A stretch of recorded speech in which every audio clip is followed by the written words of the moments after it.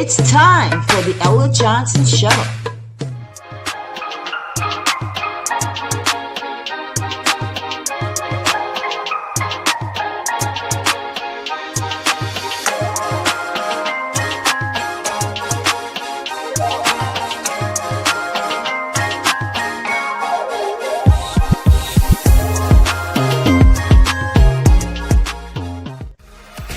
Thanks for tuning in to the Ella Johnson Show, where there are two sides to every story.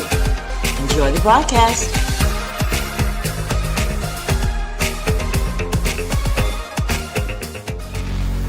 Stay tuned.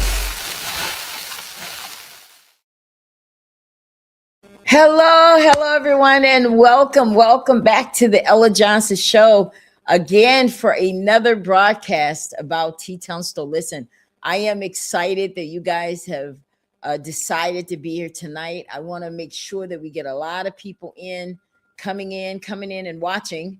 Looks like my guest is here. I'm so excited.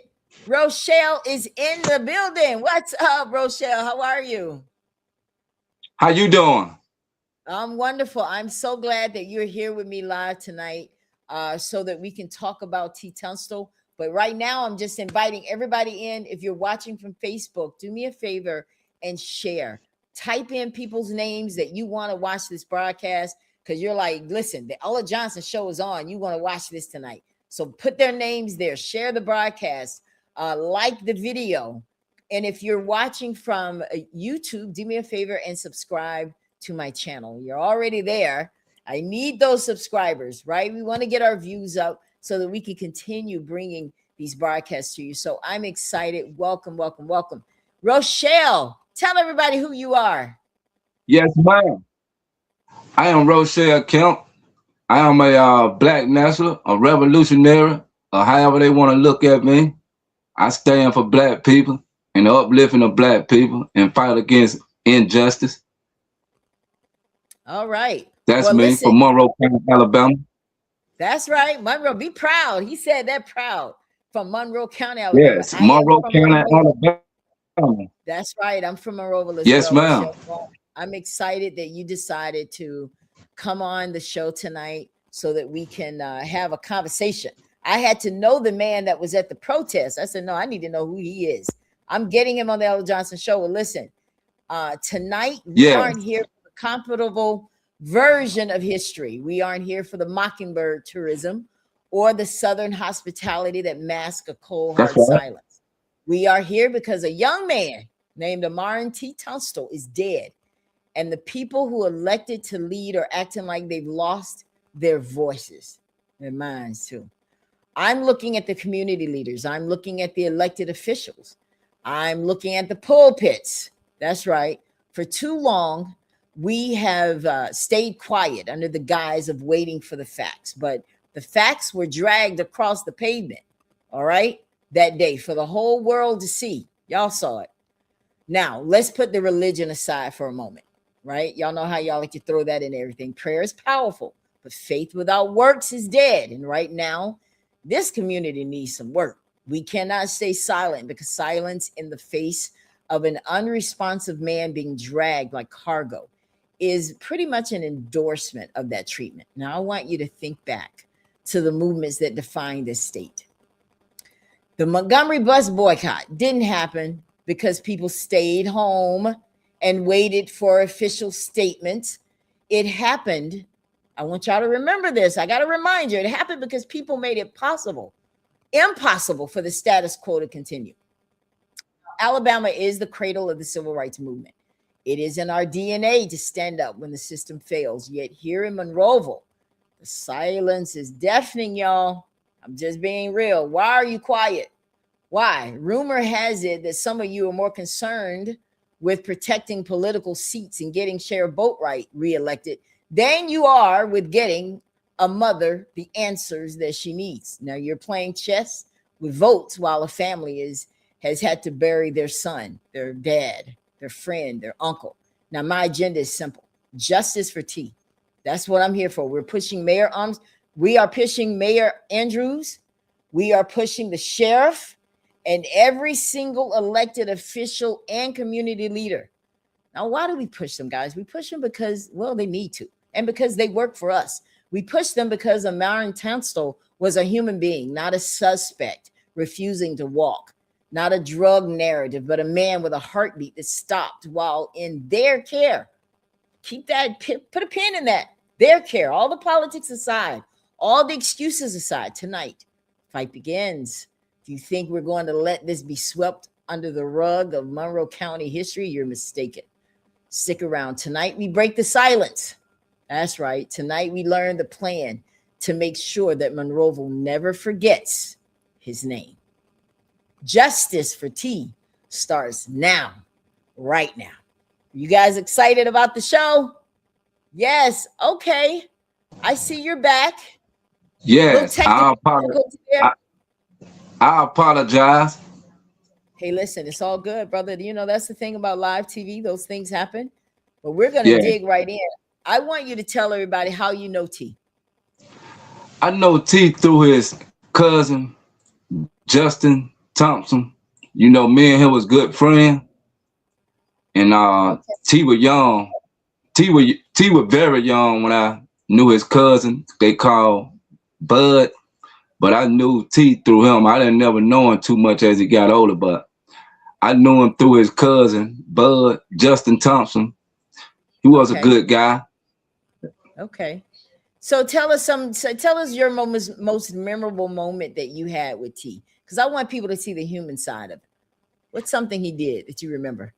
T was very young, you know. He was young when I was dealing with his cousin Justin Thompson from Frisco City, Alabama. He was very young. He was young, you know. It wasn't too many moments there, you know, that I interacted with him, you know. But he was young. I knew him through his cousin, but I never hung out with him or nothing like that. He was young, you know. Like he had a good character, you know, because his cousin. Okay. Well, looks like we have a technical difficulty there again, guys. But listen, tonight on the show, we are going to dig into, you know, stuff that we need to talk about. I'm going to roll out something tonight, and I think I'm going to go ahead and do that right now while we're waiting on Rochelle to come back. My website is youthfullivingcenter.com. Okay, Jeremy, thank you. All right, you're back. All right. I keep connected for some reason. That's okay. So tell me, why did you? I saw you first at the protest. How did you hear about the protest, first of all? Well, I heard about the protest by watching Facebook, networking, and I seen a post, you know, where they were dragging T. So I thought I'd get involved, you know, because it was kind of touching and disturbing to me to see not just a black man being dragged like that, but a human being. So I decided, you know, I wanted to go to the protest and stand up and try to get justice against injustice. Okay. Now, you made a lot of accusations out there at that protest. You got a lot of people like fired up. Yes, ma'am. That was my. You got some.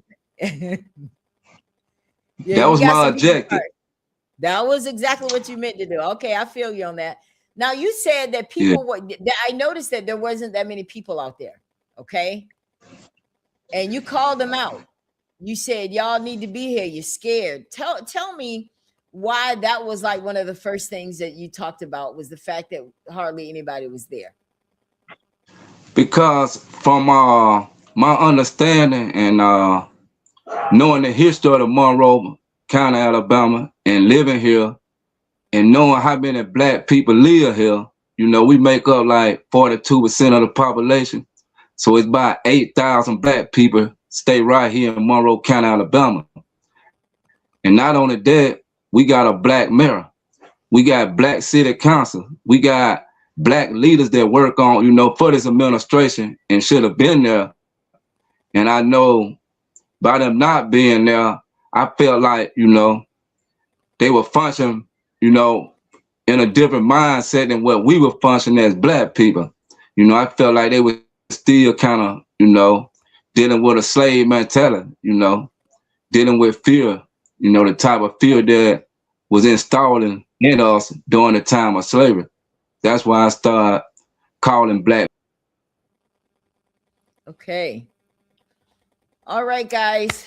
I hope that that's not what we're going to have tonight, because I may have to end up just doing the show. I really want to hear what he has to say. So I apologize for these technical difficulties. But what I want to do, first of all, Ethel Kid, I see you. Thank you, dear. Thank you for watching. Hello. I want to talk about this right here, guys. I've dropped this link into the show. Yes, I have started a petition. I talked about it the last time on the show. Every time I come here, I'm going to bring you more and more stuff that we got to do. Okay. So I want, first of all, if you are a friend of mine, I don't care where you are, what state you're in, I'm getting ready to show you what this show is about. And I want every single one of you to click on this link and sign this petition. This is a petition where we are making demands. Okay. Because they want to say that we can't do anything because the facts are still out there. The case is not resolved and they're still looking at it. Well, yeah, that's true. Maybe that's true. But in the meantime, we can do something, because we are not going to be a reactive people. We're going to be a proactive people. And tonight on the show, I want every single one of you to click on that link, sign that petition before we get off this broadcast. Then I want you to click on the tab that says share the petition. And I want you to share this petition with every single person that you can think of. Your co-workers, tell your co-workers about T. Tunstall. I want you to tell your pastor about T. Tunstall. I want you to tell your deacons, your missionaries, your co-workers, your cousins, your mamas, your daddies, your uncles, your play daddies, whoever. I don't care. I want every single person to sign this protest so that we can get this done. Now, I'm hearing that someone is telling me that my sound, I got to look at these comments, guys, because I want to make sure you can hear me. Your sound is dropping in and out, or maybe it's just me. Is anyone else experiencing this? Is anyone else experiencing that? Can you guys hear me? I want to make sure. We can't have any mishaps tonight. I need to make sure you guys can hear everything that's going on. Is it just her? All right, y'all let me know. Sorry about that, Trey. I hope it gets better. But anyway, so I have dropped in the, okay, so everybody's hearing me well. So it sounds like it might be just you. Trey, go out and come back in, dear. I don't want you to miss a minute of this conversation tonight. But I am prepared if I have to do this tonight without my guest. I want him to come back for sure, because I want you guys to hear what he has to say. But I want y'all to click on the link. Here's the deal. This is the face of this petition right here. This is a petition for justice. Ammarin Tunstall. This is out there on change.org. I want you to sign that petition. This is demanding that the Attorney General does something. Now, we talked about in the first show that we may have to force the hand of the mayor. This is us forcing the hand. All right. This is how you do it. We talked about it. No one is reaching out. I emailed the mayor. He hasn't responded to me. I don't expect him to respond to me, but they know what the requests of the citizens are. So if they don't understand from the shows and they don't understand from Facebook, I know they're watching Facebook because the mayor alluded to it, that it's, he didn't like what he was saying on Facebook. So we know that he's watching. So if he's watching this show, Mayor, you can also see Mayor and McDaniel and Mandy Armstrong and all of you that are there in Monroeville. This is how the citizens will respond. We will get our signatures, and this will go to the Attorney General, and we'll see. He can't understand. And then when we're done with that, then maybe we need to go over to the state of Alabama and talk to the people that have given these officers their certifications. Let's make sure they've earned them. And, I know they want to keep them. So let's make sure and see. Who knows? Let's see if they violated. There's the standards that are set for Alabama for all police. And if they haven't, then you know what comes next. Yeah, we talked about it in some of the other cases. So if you're just tuning into the Ella Johnson Show tonight, we are here because we are talking about T. Tunstall. I am going to continue having shows about T. Tunstall. I love his family, his mother. I've had conversations with her. And there's nothing like having a conversation with a grieving mother who doesn't have answers. So this is my part. So I welcome you guys to the Ella Johnson Show. So let's go back to this. This is the petition. I dropped the link. I want you guys to go in there and take a look at that. Now, it's very important that you understand what this issue is. What is this petition about? I can just hear it in the spirit. Someone is asking.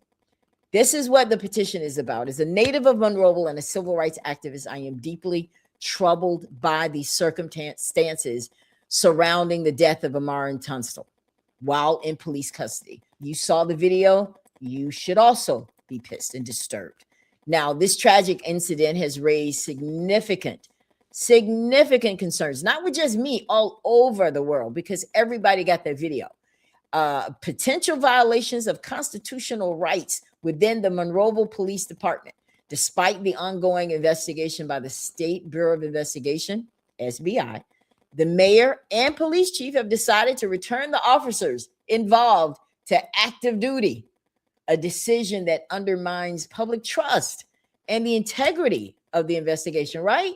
What is that? What did y'all feel when you saw that on the front page of the Monroe Journal, that they're back to active duty, right? Now, his family is still waiting for critical information. Yeah, including the autopsy report, body cam footage, which has not been released. Now, that's leaving them in anguish and without answers. Now, the transparency of these details is essential, not only to the family, but also to our community. You deserve to know what transpired and whether the actions taken were in alignment with legal and ethical standards. This is what I'm talking about. We can see what they're doing, and see, SBI is not going to tell you that. But the state of Alabama, APOSTC, oh, yeah, they know what was supposed to happen out there, even if Mayor Andrew tries to deny it. The state knows, okay? Now, we're calling on Alabama's Attorney General to take immediate action by involving the Department of Justice for an internal, thorough investigation. The goal is to ensure that every aspect of the case is scrutinized by an independent body. Guys, that's so important. Get an independent body in there. Let them look around. Let them look and see how these officers were hired. Were they qualified? Did they even have training for being out there to arrest Ammarin Tunstall? Did they have training? APOST is going to be part of that. The goal is that it's scrutinized by an independent body that can impartially determine whether the Monroeville Police Department has violated any constitutional rights. Now, the purpose of an investigation is to see if we're not saying that's what it is. We're saying we need you to look. All right. We need you to push mayor to do what's necessary to bring back public trust to the citizens of Monroeville. If he won't do it himself and put them back to work, then we need someone else to step in. That's what they're there for. Okay. We're calling on Alabama's Attorney General to take immediate action by involving the Department of Justice for a thorough investigation. The goal is to ensure that every aspect is scrutinized by an independent body. Now, our community has a strong tradition of standing together in times of adversity in the spirit of fairness, transparency, and justice. It's paramount that we seek, guys. Don't just talk about it, okay? This is how you seek accountability. You put something in their face and you let them know that we're not just talking, all right? Seek accountability from those in power. You put them in those seats, make them earn it. Every last one of them, okay? Nobody gets a pass. By signing this petition, you're not only supporting the Tunstall family in their quest for justice, but you're also advocating for the dignity and civil rights of every individual in Monroeville. It could have been your son, could have been your daughter, could have been your father, your uncle, your wife. It could have been anyone in your family, guys.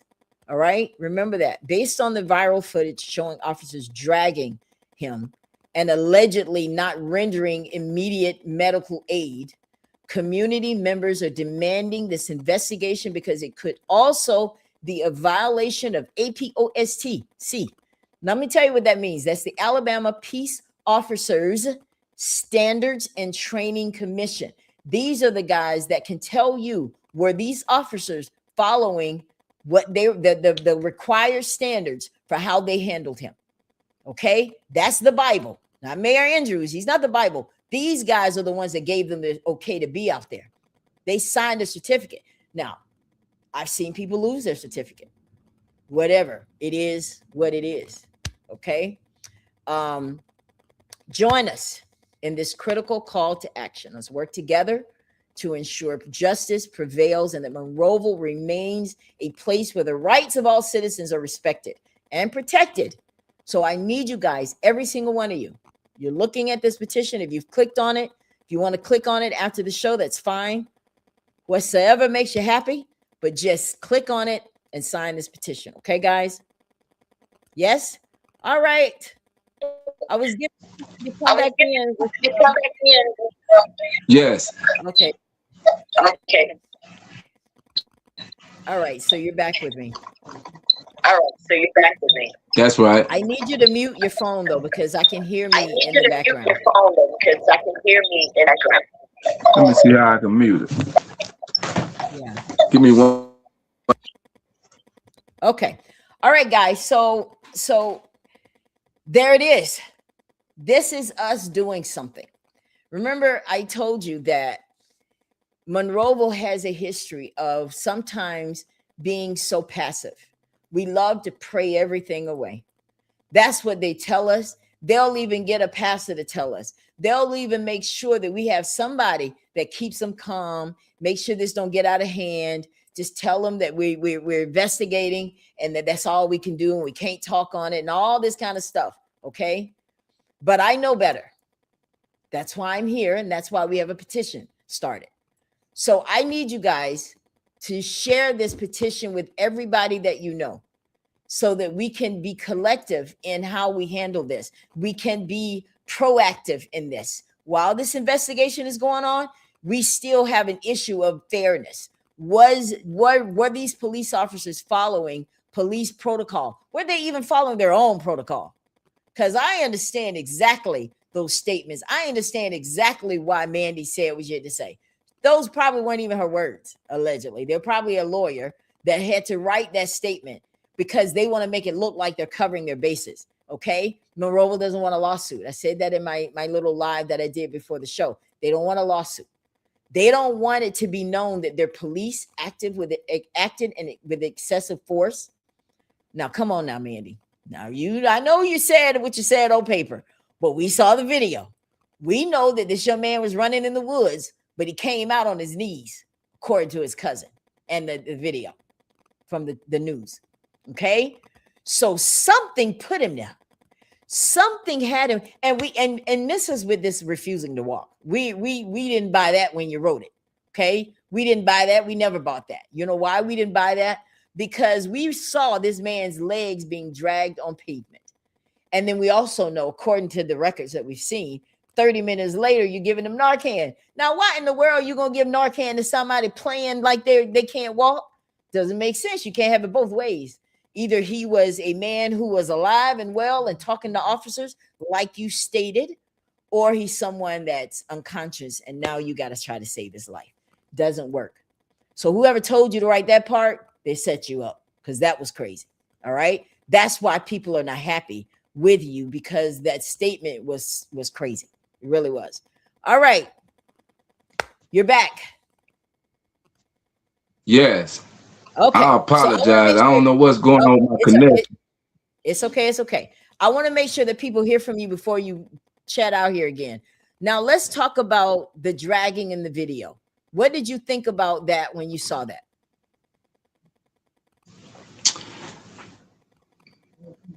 I thought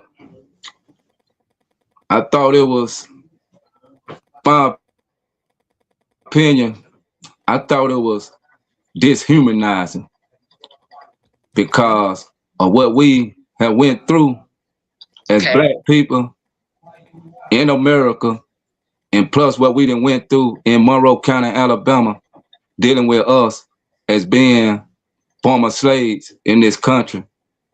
And the way we were treated during the time of slavery, I thought it was a dehumanizing, savage type act. I'm going to ask you a And I blunt question. think, I'm gonna ask you a blunt question. Right. Okay, yeah, mute me, Mhm. please, Rochelle. Okay, yeah, mute me, please, Rochelle. Please mute me. I don't see the mute on my phone. Okay, Okay. I get it. I But don't. I can't do it. I can't do the show I with us can't do it. I hearing can't me do in the the show background. with us hearing me in the background. Let me try to go in another area. Okay, dear. All right, guys.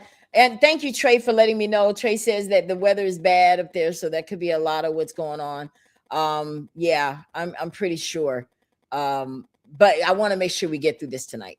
What I was about to ask him is, do you think that he was dead in that video? There's some people that say, yeah, Allah, he looked like he was done then. Now, Mandy says that when he was getting in the car, he was talking and he was speaking to the officers. Yeah, we heard him talking when he came out of the woods, because according to witnesses, he was talking all right and he was yelling for help. Okay, he was talking all right because he was asking for water, stating that he couldn't breathe.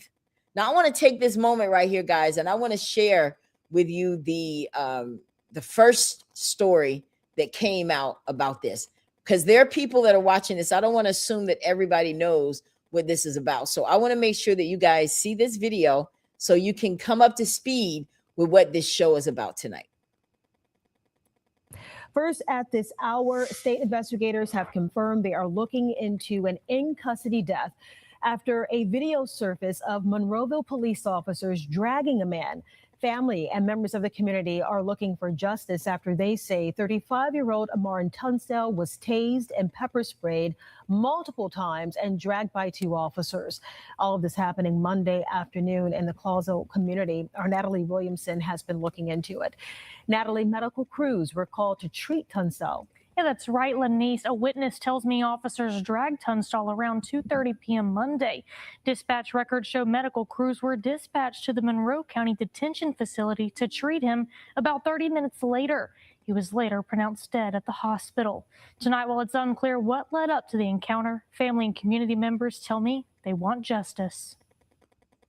Because I called his name, he didn't respond. They threw him back on the police car, face down. Tonight, a Monroeville family and community members say they're seeking answers and justice after their loved one died after being taken into custody by Monroeville police officers. This video that was taken Monday afternoon around 2:30 shows 35-year-old Ammarin Tunstall being dragged by two officers in the Clausel community. Dispatch records show at 3:03 p.m., medical crews were dispatched to the Monroe County Detention Facility to treat Tunstall, who was reported to be unresponsive with a faint pulse. About 45 minutes later, at the request of the Monroeville Police Department, Aaliyah's State Bureau of Investigation launched a formal in-custody death investigation. Selena Thomas, Tunstall's cousin, tells Fox 10 News she witnessed officers pulling him from a wooded area behind the housing complex. He was on his knees, and I asked the officer, could I speak with him? He told me no. Thomas says it's unclear what led up to Tunstall's detention. According to Aaliyah, during the incident, Tunstall became unresponsive and emergency personnel gave him Narcan. Aaliyah says he was taken to a local hospital where he was pronounced dead. Tunstall's family tells Fox 10 News they were notified about his death around 7 p.m. Thomas says Tunstall was a father, brother, and son. He was a living person. He was a family person. He was always there for us. Several community members who did not want to be identified tell Fox 10 News they were disturbed by what they saw. Yeah, I feel like the way they treated him was very inhumane. I reached out to the Monroeville Police Department, and an employee said they have no comment. Tunstall's body has been released to the Alabama Department of Forensic Sciences for an autopsy, and the cause of death has not been released. We will continue to follow this story as the investigation develops. Lanice.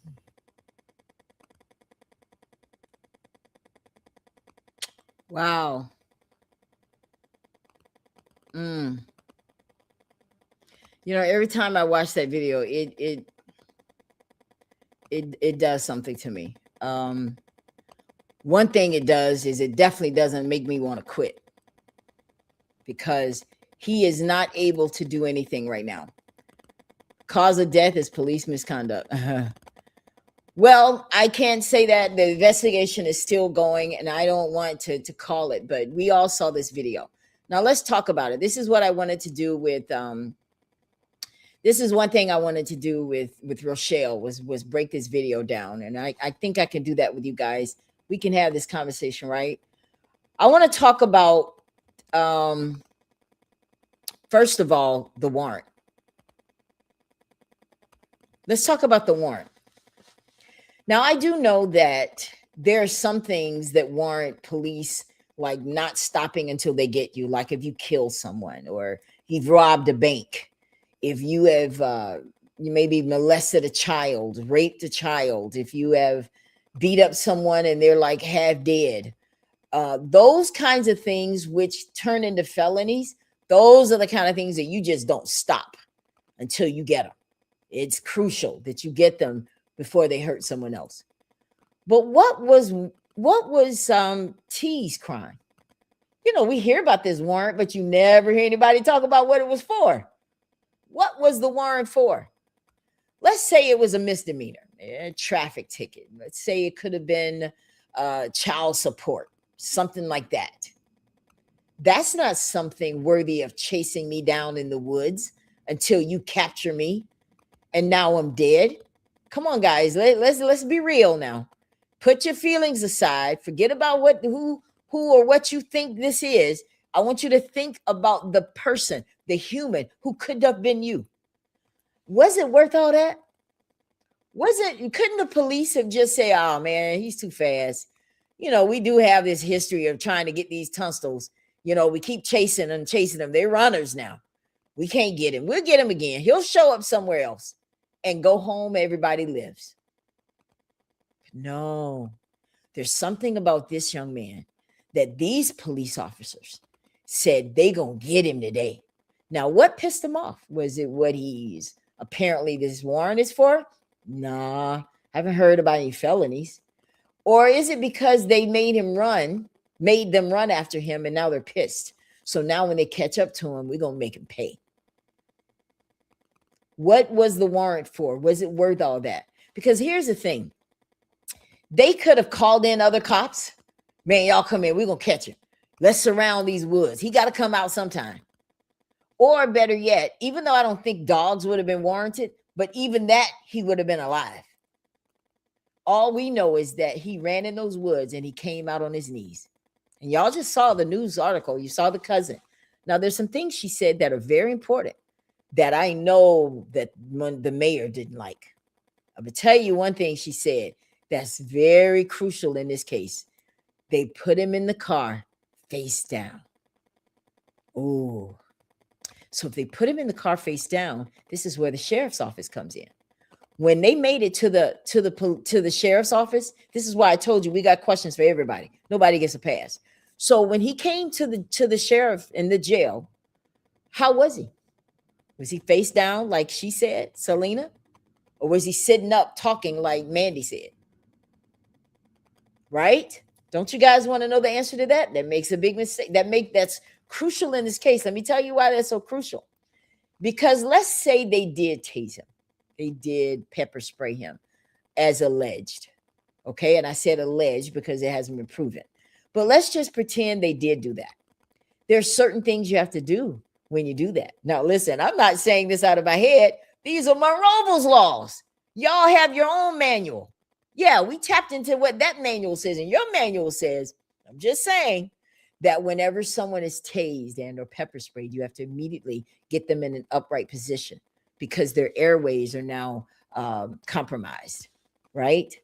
They're compromised. You got to give, when he was saying he couldn't breathe and he needed water, okay, I guess they didn't hear that because they didn't hear anything according to their rules, because according to their rules, you got to get them immediate help, especially if you pepper sprayed.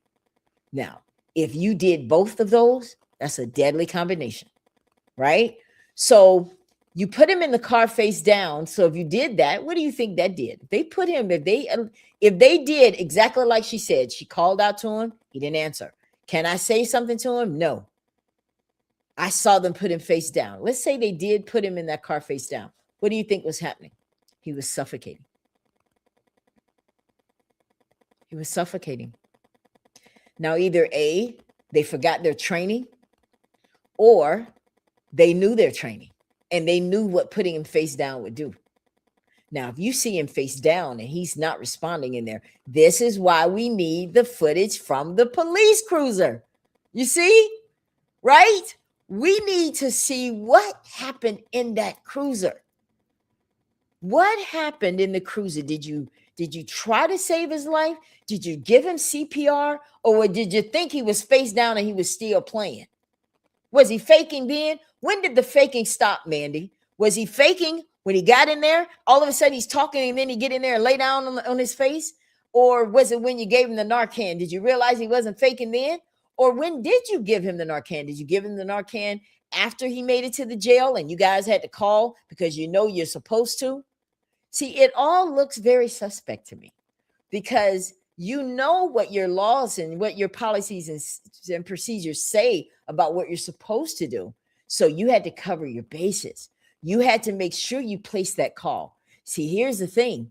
How do we know? I'm just playing conspiracy theorist here. How do we know that when you place that call to EMT that he wasn't already dead? Because some people say that when he made it to the jail, he was. Now, here's where the jail comes in. See, everybody got a part to play in this. We want to play. You want to do something, Sheriff, for us? Then make us feel better about this because you make sure that SBI has the form that your people are supposed to fill out when you come to that jail, right? And there has to be something that you filled out. This is according to the state now. You filled out something explaining why you refused him. You didn't just say refuse him, y'all get the hell out of here. Oh, no. We're not that simple. We know it had to be some paperwork involved because you got to cover your behind too. So what does your intake form say why you refused him? And what did your officer see when they opened up that police cruiser? Was he sitting up like Mandy said? Or was he face down like his cousin said? Crucial. So they had to see something that said, oh, hell no, he's not coming in here. Was it because they said he had a faint pulse? They called at like 3 o'clock or whatever and said he had a faint pulse. And then by 3:03, not responding, dead, no pulse at all. See, they want to paint this picture like they did everything right. They want to paint this picture like he was dragged. We got in the car, we took him to the jail. We did what we were supposed to do, and it just didn't work. Okay, well, let's talk about this Narcan.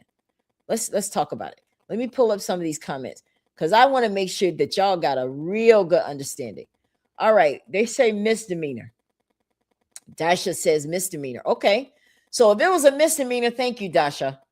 Because guess what? Dasha, I'm sorry if I'm mispronouncing your name. So you mean to tell me, all right, that this man was chased and whatever happened in the woods that caused him to come out on his knees and face down in a police cruiser for a misdemeanor? Y'all act like he killed a cop or something. It's not even a felony, and you had to do this? Come on, Mayor. If the people in Monroeville don't trust you, I do not blame them. I said it. Okay?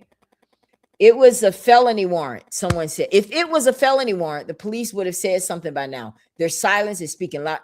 Very good point. Very good point. I love it, Scheisenberg. Thank you.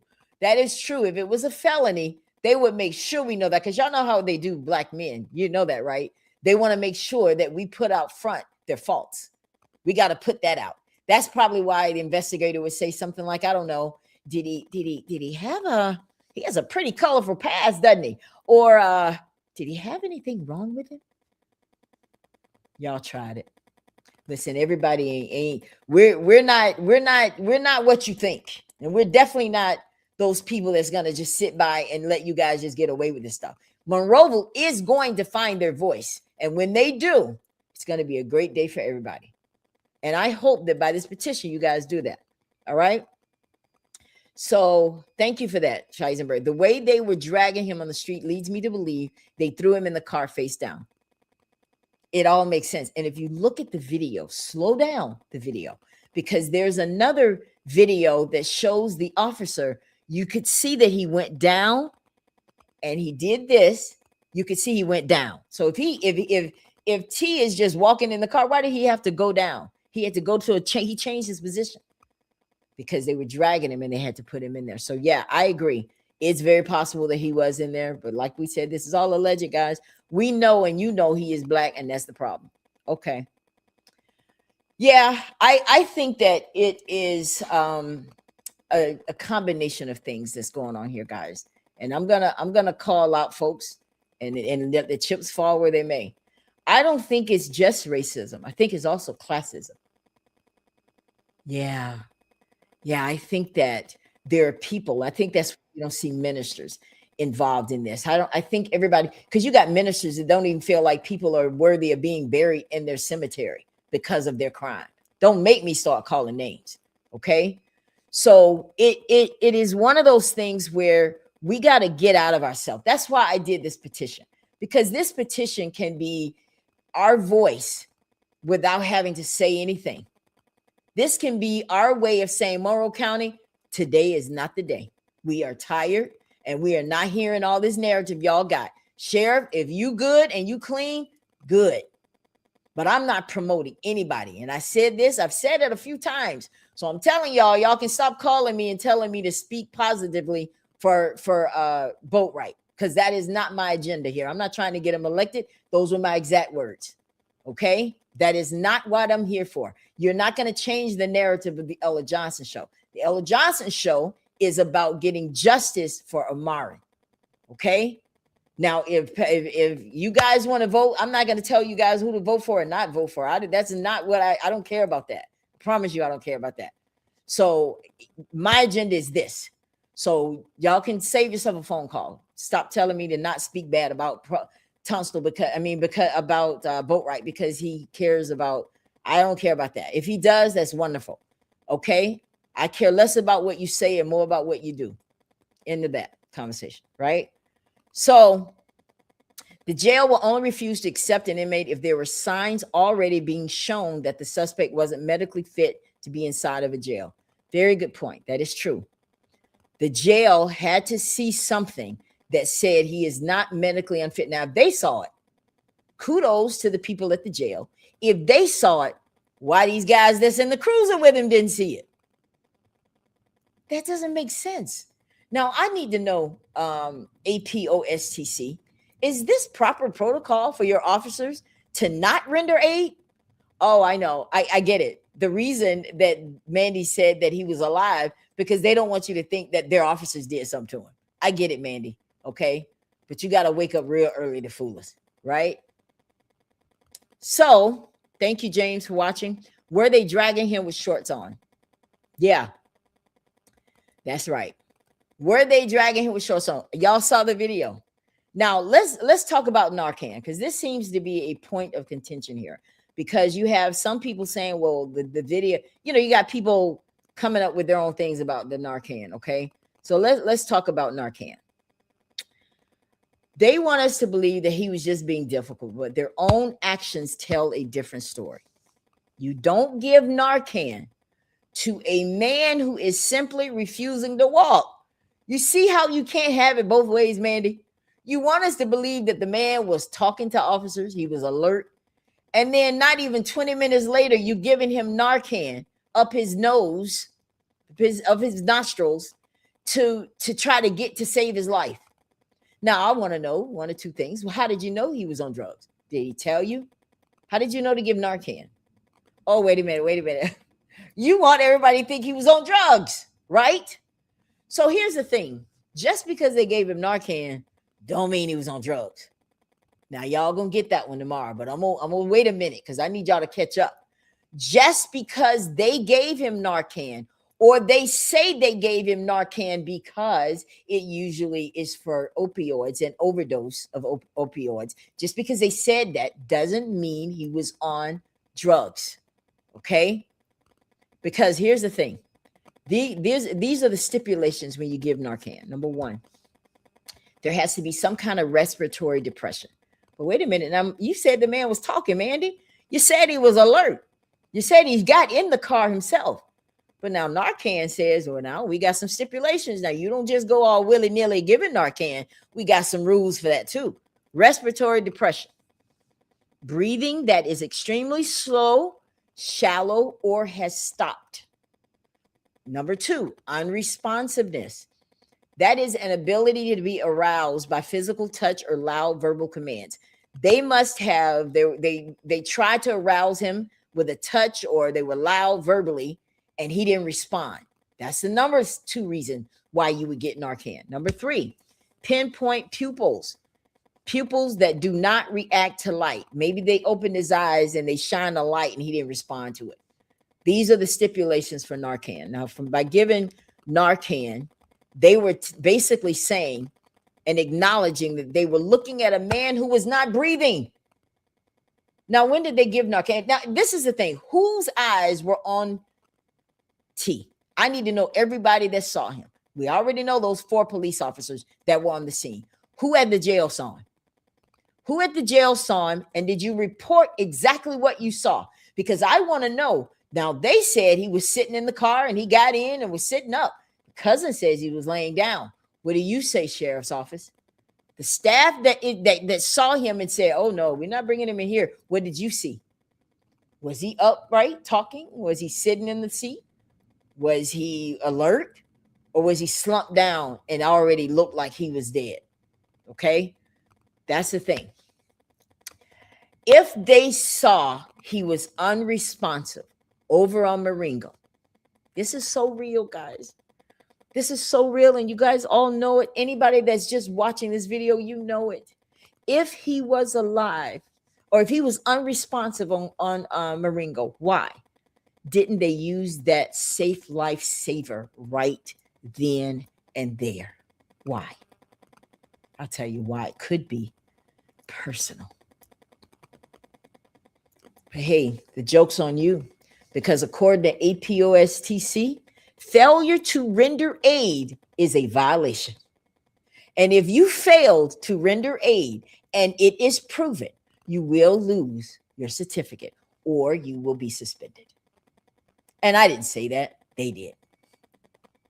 Now, often authorities will use the administration of Narcan. I want y'all to hear this now. I'm not making this stuff up. This is stuff that's out there for all of y'all to see. Often, sometimes you'll have police that they imply to the public that the person must have been on drugs. Now, here's how you correct that narrative. This is how you tell that to go to hell. By explaining that Narcan is given to anyone who is unresponsive. Doesn't prove that he had anything in his system. So when they say we gave it to him because we want y'all to believe that he was on drugs, that's a lie. If they're trying to save anybody's life, that'll help. But here's the thing. You got to be breathing for it to work. Uh-oh. It's real. It's tight, but it's right. You have to be breathing for it to work. This stuff has to go to your brain. And if you're not breathing, it ain't going nowhere. It's going to sit right here in your nostrils. Timing is everything, MPD. Don't y'all know that? You are trained to know that. So if you administered Narcan to a man that was already dead, how the hell is it going to work? Did you try to save him first? Because see, that's one of the things you're supposed to do with Narcan. Yeah.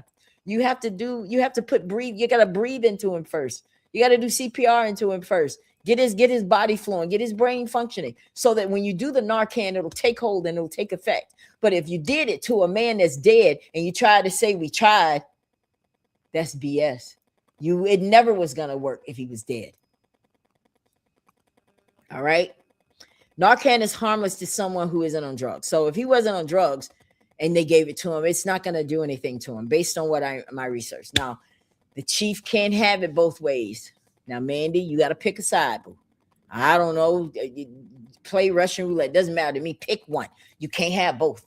You can't say that this man was alive and well and nothing was wrong. My police didn't do anything to him, Ella. But then in 30 minutes, you're giving him stuff to try to save his life. Narcan is not candy. That is something that has to be done to someone who is unresponsive and without life. So, Mandy, you see how crazy it was for you to say he was faking it. And you went all to the media and told him.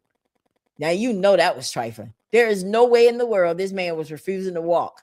And now you see that he needed Narcan. Pick a side. All right. Now, APOST says us that you have to check their vitals before assuming someone is just being difficult. What do you mean?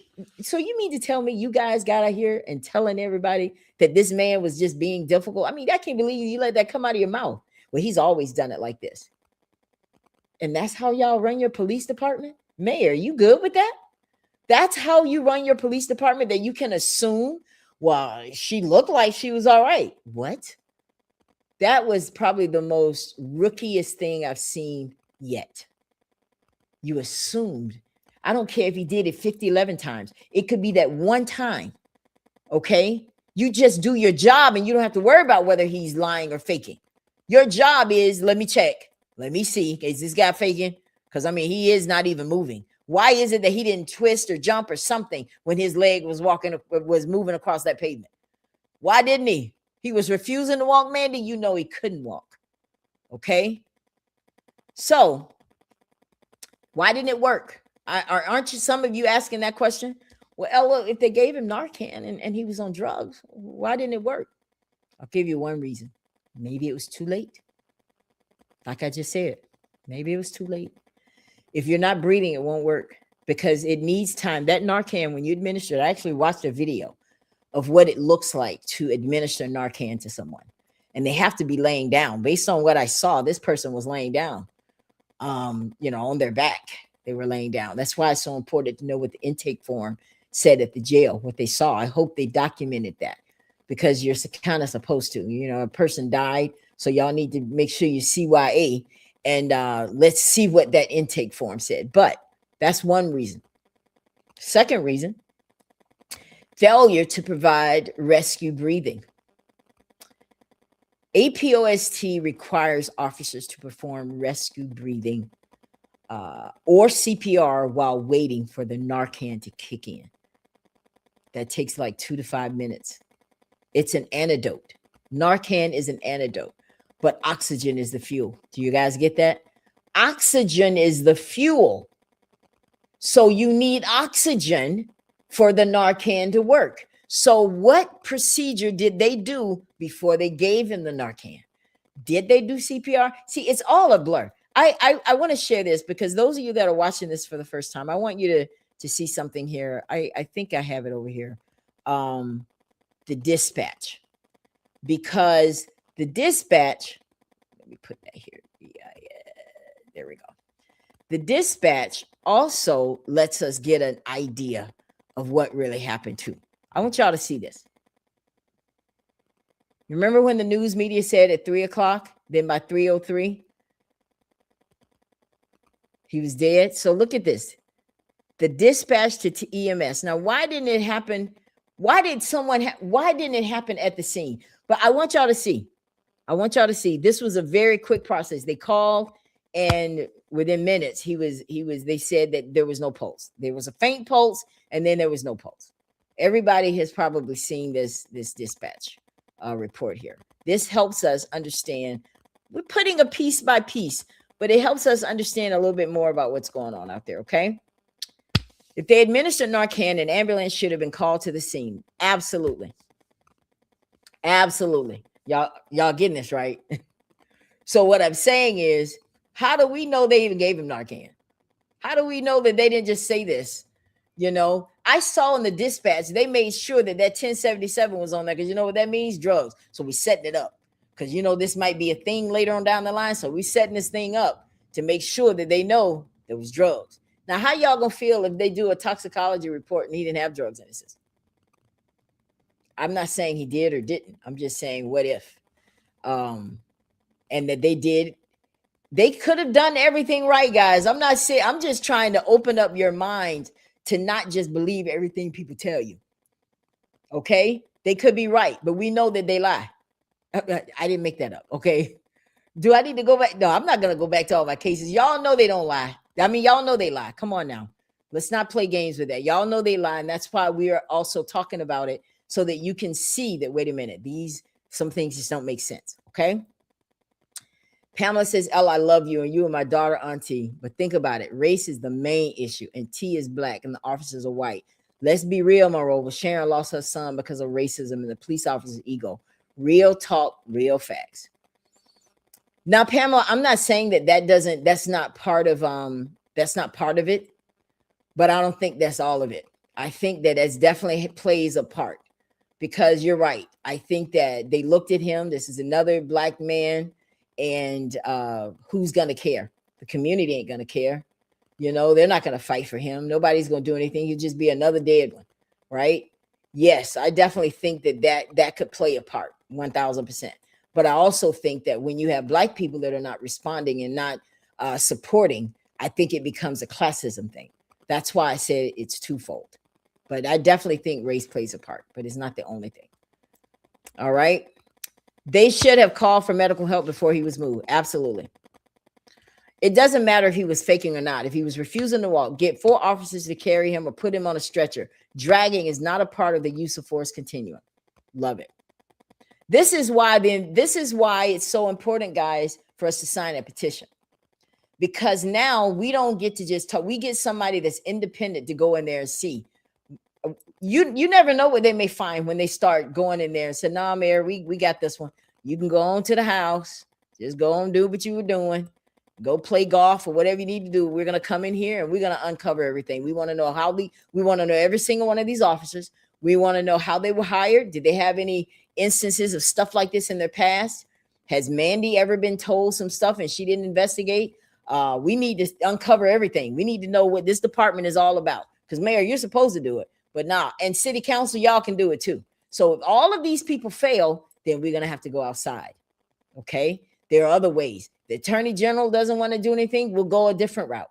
But this is a start for us. Okay? We need accountability. And let me tell you, if they're not giving it to you, they don't plan to give it to you unless someone else makes them give it to you. I said in the very first broadcast, you're going to have to pull this. You're going to have to put his hand to the fire. You're going to have to put his butt to the fire. He's not going to do it. This man does not want the police mad at him. Okay? He was one. That's a whole sorority. That's a whole fraternity right there. The police. That's a systemic thing that can't be broken unless someone with more power goes in. They have to protect it. If the mayor really wanted to settle public distrust, if he really wanted to settle that, this is all he has to do. And I suggested this. All he has to do is say, "Listen, DOJ, I got some issues here. You know, we haven't really experienced this like this in Monroeville. Yeah, we had somebody that died at the county jail one time. But this is something where my officers were actually in custody of this young man during an arrest, and now he's dead. So I need you to come in because the public is really upset. Okay, they're not happy right now. They feel like I've let them down, and I need to prove to them that my officers, it may not look good how they dragged him. I know it may not look good, but they did their job in administering aid to him. And I need to make sure that you can come in here, check it out, because I want to make sure, because I owe my citizens. I can't just be all about the police. I need to be about my citizens as well. So I just need you to make sure I don't have a systemic issue here where constitutional rights are being violated. I need you to come in, do an independent search so nobody can say that I coerced you in any kind of way. I want you to do it, and then I want you to give us your findings because I want to make sure that this never happens again in my city. And then get out of it. What's hard about that? If you really believe in your police, Mayor, then why don't you bring that investigation in there that's independent SBI, just to see if they violated any of their rights? Because if you don't do it, then APOSTC will. I mean, they have a right to know that you have officers that are back at work that dragged a man, and the video went viral, and that the citizens are not happy. APOST deserves to know that. Just saying. Because if they don't know what to do, they need to be taught, they need to be sat down, and they need to be trained. And then the Mandy needs to then be fired for not making sure they do their job. And then you need to be fired for not making sure she does her job. See how it works? So that's where we are with that. Thanks to everyone that's signing the petition, because I've spoken to. Thank you, Sharon. Thank you. Sharon is watching us. Thank you, love, for being here. Sharon, you know I love you, and we're gonna see this thing all the way to the end, boo. Gave you my word. It's bond. All right. So Rochelle, have Yes, you been ma'am. listening into the conversation? No, ma'am, my phone got a bad connection. I really apologize. Well, listen, I wanted you here tonight because I want to hear what you have to say. So we talked about the video. When it came to the video, I'm just going to ask you blunt. Do you think he was dead in that video?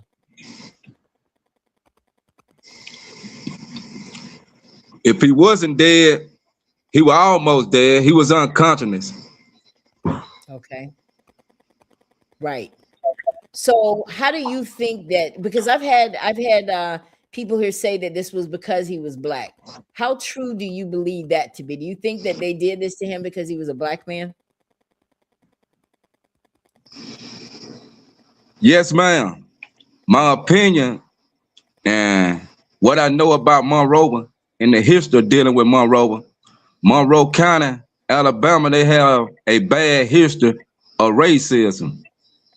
This the kind of lynching. You know, they top number 2 in the state of Alabama for lynching back in the day. They got 17 lynchings right here in Monroe County, Alabama. So I think they did it because he is black. Monroe County always have been a racist county. Even dealing with Tommy Tate, he was racist. Dealing with Johnny D. McMillan, how he set Johnny D up.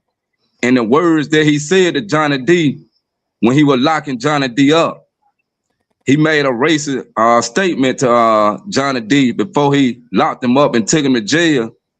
He told Johnny D. McMillan that we'll kill you like we did, we'll lynch you like we did Michael Donner down there in Mobile, Alabama in 1981 when they lynched Michael Donner down there in Mobile, Alabama. He made a racist statement to Johnny D. McMillan.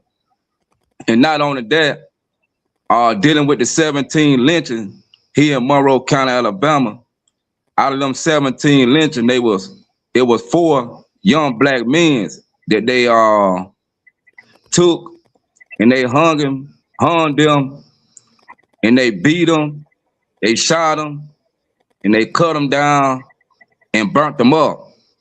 So dealing with the history of Monroe County, Alabama, I think they killed T because of the color of his skin. That's how they do dealing with us throughout the history of America. You know, they always gonna target us because of the color of our skin. It ain't had nothing else to do with nothing else. He was black, you know, and they looked at him like he was some type of thug or like he was some type of drug addict. You know, that's how they frame all of us in our community. You know, that's how they target us. So yes, I think they killed T because he was black. So you said they killed him. You think the police killed him? Yes, I think they killed him. You know, when they came with the tactics and strategies that they use and the approach that they use to arrest T, I think they abused their authority, you know, out of fear. You know, they was already acting like they were scared. They scared us anyway when they come in our community and neighborhood. So anytime they come to arrest one of us, they come with aggressive type force. They already armed to the T. Right. We'll get as much as we can, guys. But Pam, you said, how do we sign the petition? I dropped the link in the show. So go through some of the comments and look for it. But if you can't find it that way, here, I want to share my screen here so you guys can see.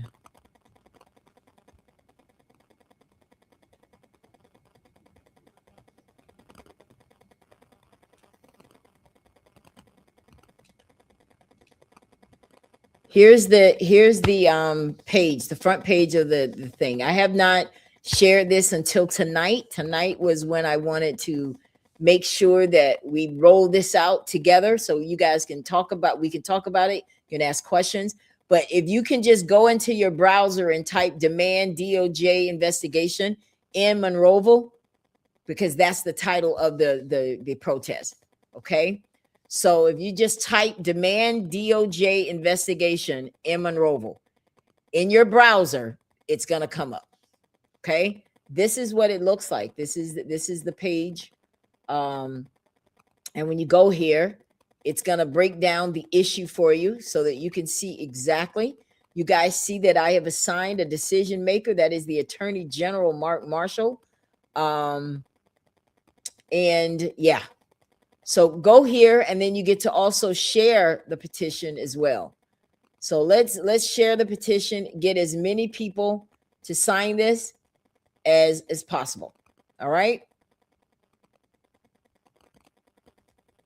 So that's where it is. I hope you're able to find it, Pam, but that's it. So if you want, you could just type that in there and it'll come up. All right. All right, Rochelle. Yes, I really apologize. I want to apologize to the viewers too. Oh, I will definitely try to bring him again, but you know, he's outside, and I already know how the website, I mean, how the internet is in Monroeville. It's not really the best. And then if you have a weather storm or something like that going on, yeah, that could be a problem as well. So I want to bring up some of your comments here. They should not be allowed back on the force. I want to bring this comment up, Pam, because I'm glad that you mentioned that, because the officers are back. Now, I want to ask you guys, I want y'all to answer this question, because I see we're having problems with Rochelle. So you guys are going to have to be my guest tonight. Why do you think Mayor Andrews agreed to bring these officers back to active duty? And don't give me this whole thing what he said, because that was BS. Okay. I know what he said. He said, because safety issue. We need our officers out there on the street, keeping the citizens safe. Okay. Well, it didn't work for Ammarin. Just saying, Mayor. Your officers were on that street also. Marengo Street. So we're not really trying to hear that. You got to come better than that, because that's not going to work. Because I know that you guys say that a lot. You know, if you Google that statement, you'll find that it just happened over in Decatur. They said the same thing after the police shot an unarmed black man. So yeah, they say that. So give us the real reason. All right. Now that we've established that that was BS, let's talk about the real reason. What is the real reason you guys think? What is the real reason? Sharon says, I think my son was dying when they brought him out the woods.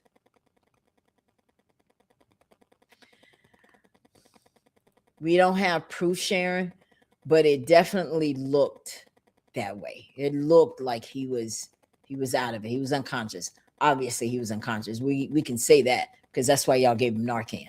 Okay. So we do know that much. All right.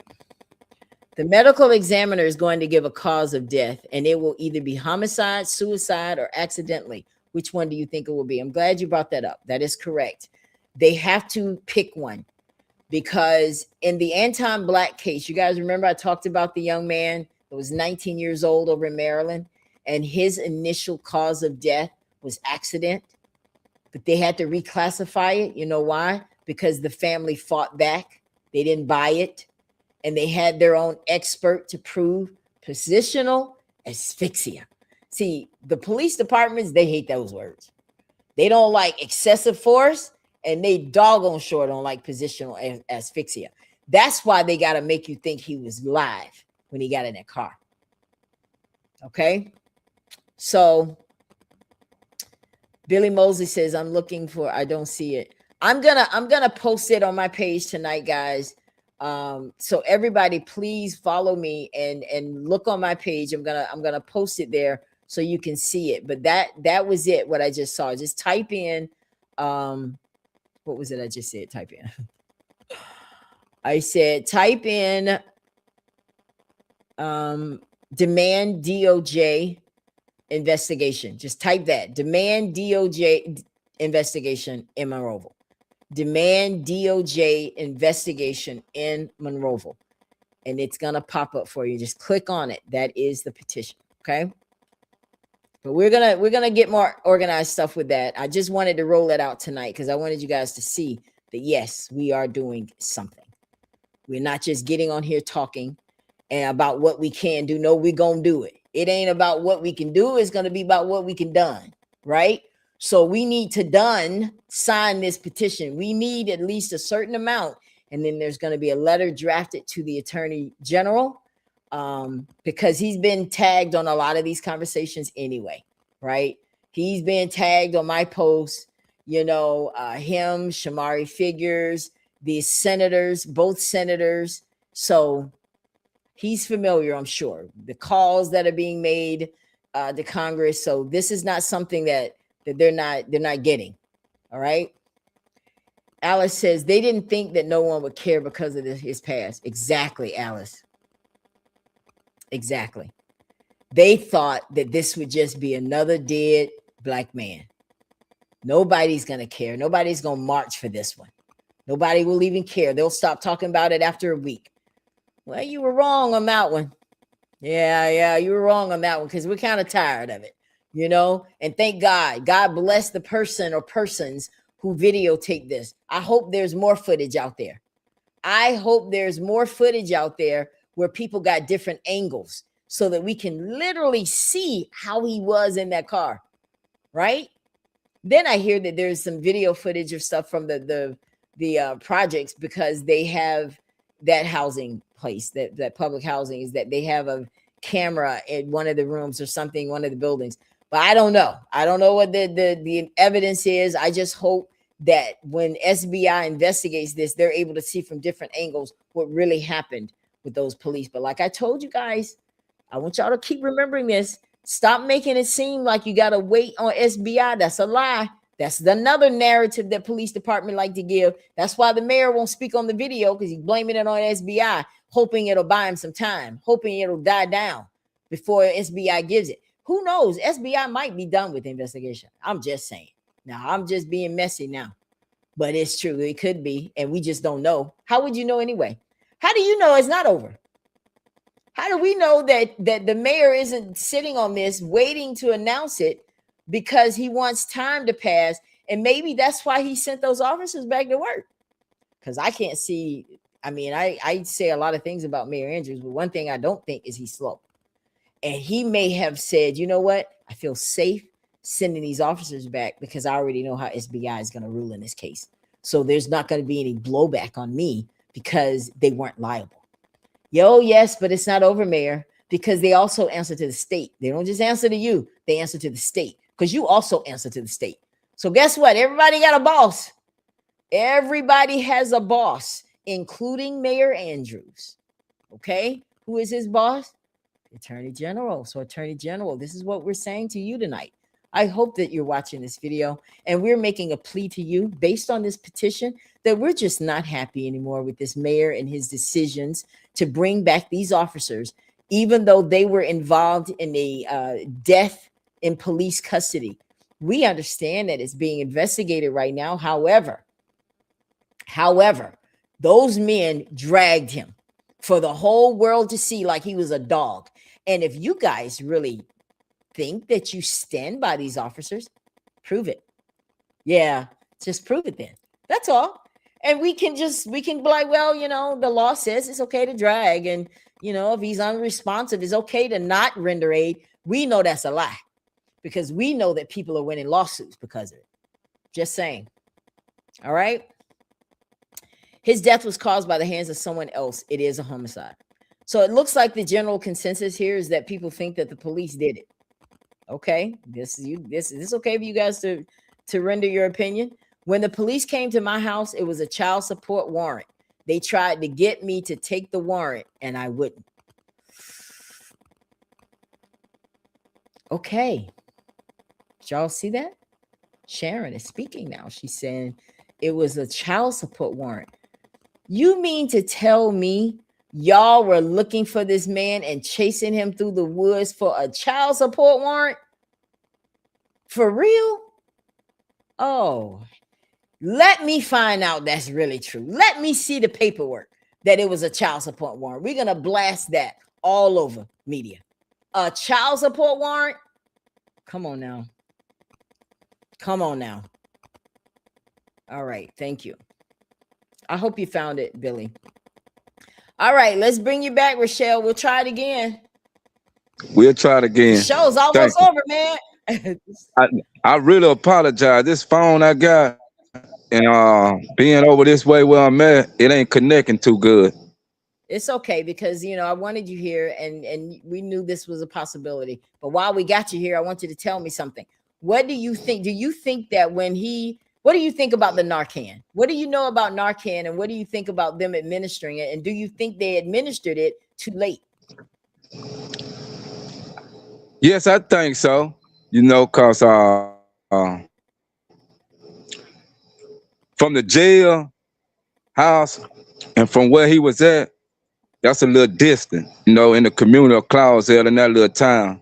You know, if they did overtase him, over pepper spray him, and he lost consciousness right then and there, from what I seen, he did lose consciousness. And dealing with his cousin that was in the video, she was screaming his name, calling his name, and he didn't respond. So he was really unconscious right then. And coming from right there to the jailhouse, yes, I think they could have used it too late. I think he was already dead on the scene right there when they were dragging him. Okay. So who do you want to call out? You called out people in the video. So who do you Let's call want them to call out. out? You called out people in the video. Let's call them out. I want to call out the NAACP, the president of the NAACP, right here in Monroe County, Alabama, because he wasn't there. Okay. You know, he wasn't present. He wasn't there. He didn't send out no type of statement. He ain't send nobody out, no administration or nothing that worked for him. He didn't send none of them out. You know, and the NAACP is a bigger organization in America to fight for rights. And he wasn't there. And I just want to know. Right. And I feel like he should have been there, you know, to give us some answer, you know, Well, I will say this. if he's standing up saying that he's a leader for black people and fight. Yeah. So I will say Yes. this, that I did have And fight for the struggle of black So people. I will say this, that I did have the opportunity. I can hear me in your phone, Yes. but I'm going to say this real quick. I did have the opportunity This real quick. I did have the opportunity to speak with to speak the with chairman of the the NAACP chairman for of Alabama. the NAACP I will say for that, Alabama. I will say that. Okay. but that's all I'm going to say about it. All right. But that's all I'm going to say about it. Okay. All right. Right. So I think But, that So I go think ahead. that go ahead. I just want to say this. I think I understand dealing with the citizen right here in Monroe County, why we ain't getting that much support, even dealing with the people that stand in these communities and dealing with the people that working for this administration. I really understand why we ain't getting that much support. You know, the people, they fear. You know, they really scared deep down in their heart. And the reputation that they got around here in Monroe County dealing with this administration, they don't want to lose that. But and they don't even really understand deep down inside why they fear, you know, and why they don't want to support their own kind, you know. But I understand why they don't want to, because we dealing with a county that's been dealing with racism towards us for so long, you know, and they've been brainwashed, you know, they psychological messed up and they deep rooted still in mental slavery. So I understand why they didn't want to come out and support to try to get justice for Well, right here in Monroe County, Alabama. well, here's the thing. I don't think that anyone deserves a pass. Well, I think here's the that thing. I don't think why that is irrelevant. anyone deserves a pass. I think that it's important why for is us irrelevant. I to think go that it's out because important it could for us be your child tomorrow. to go out because it could be your child tomorrow. That's right. So what Oh, I I'm want to not. encourage. Excuse me. I'm not giving. So what I want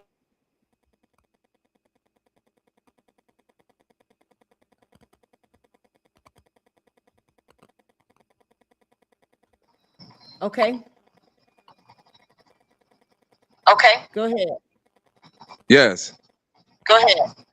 Yes. I'm not. Excuse me. I'm not.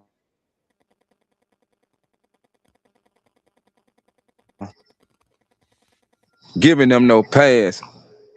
I'm just trying to deal with the root cause. Come to us, coming together in unity and trying to support us. We understand the condition that we're dealing with by looking at, T. Thompson, by looking at what happened to Johnny D. McMillan, by looking at the 17 lynching that happened in Monroe County, Alabama. We all understand them conditions, but I was just trying to get to the root cause of why we dealing with these conditions, and why we got to be targeted the way we being targeted. That's what I'm trying to get to, dealing with the root cause of this condition, Right. That's what I'm talking Yeah. about. I'm trying to get to the root cause and what got the police targeting us and why they targeting us and why it been so much police brutality right here in Monroe County, Alabama, and throughout the world. That's what I'm trying to deal with, the root cause. I'm trying to deal with the tree, what produced it all this right here and got us going through this and got to be targeted by white police officers. That's what I'm trying to deal with. I wasn't trying to get them no pass, but I just understand why they wanted to protest and why they don't want to support us. That's why I understand that, I understand the condition of their mind. I understand and they understand what they are dealing with right here in Monroe County. They know that this is a racist county. They know that it's history racist. They know that we had a shell time and tape. Okay. Right. So I wanna address Yes. I want to address what Rochelle is talking about here, guys, because it's very good points that he's making, that he wants to make sure that African Americans, people in the community, especially in Clausell, that we get out of this mindset of being scared. Okay, because in the 60s, they weren't scared. None of us would be here today being able to have the freedoms we have had it not been for people who weren't scared. So all of the things that you said, the 17 lynchings and all these things, those are reasons to come up there to the protest. Those are the reasons to do something. Those are the reasons to sign this petition. Those are the reasons to share this petition. Everybody around you in other states are watching this video and they're just like, wow, imagine what they're saying. But you guys live in Monroeville. Now, I can, to a degree, understand that there is a fear of, well, I got to keep my job. I understand that you guys live there. I don't. I've heard those reasons. But at the same time, enough is enough. When I saw the protest and I saw that there was only a handful of people out there, I thought, why? Because that doesn't mirror what I see on Facebook. So why can't we stand? You just stand for something. Stand, because these officers dragged this man like he was a dog. I don't know if you guys are getting it. Maybe I need to play the video so you can see what Mandy said about it. I want y'all to see this video so you can see this is what our city thinks. I want y'all to see this. So let me share this with you so we can let me share the screen here. Oop, I gotta stop the screen first. Let's stop this screen. And I want to share this, and then we're going to be getting out of here soon, guys. Real talk, because I don't want to keep y'all here forever, even though I could now. I could go all night, but I won't do that tonight. I know y'all got stuff to do. Y'all got to eat your dinner and stuff, right? So let's watch this video, because this is the second part for those of you that may not have seen any of this, so you can see what Mandy had to say after she released her statement. Y'all watch this. Monroeville's top cop laying out why her officers were caught on camera dragging a man who died in police custody. That viral video causing a lot of people to question what the officers did to 35-year-old Ammarin Tunstall. Now we're hearing from Police Chief Mandy Armstrong. She says that Tunstall refused to walk. Our Natalie Williamson breaking this story earlier this week. And she has the new developments tonight.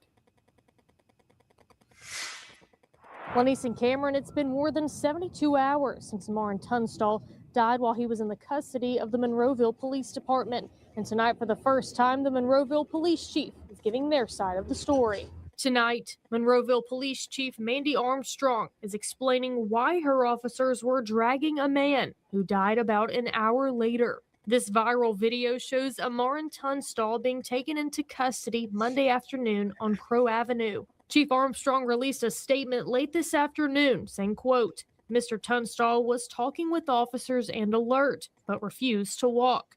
This was not uncommon behavior for Mr. Tunstall. The chief says officers were responding to a call on Tunstall for a domestic situation. Armstrong says Tunstall had outstanding warrants, and when an officer approached him, Tunstall ran into nearby woods.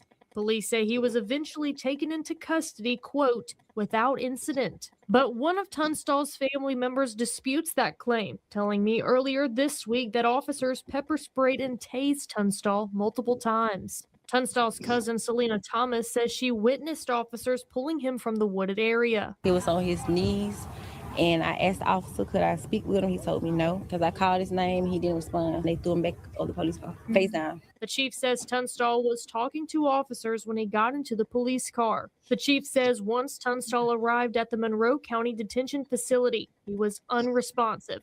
That's when police gave him medical aid and called EMS. He was taken to Monroe County ER, where he was pronounced dead. While the Alabama Law Enforcement Agency continues looking into the case, State Representative Thomas Jackson, who represents Monroe County, is calling for more state involvement. And I'm asking for an investigation from Attorney General's office to look into this matter, because we got too many of these things happening in our neighborhood where people of color are being abused by law enforcement. We're still waiting on the results of Tunstall's autopsy. We'll keep you updated as the story develops. In Monroeville, Natalie Williamson, Fox 10 News.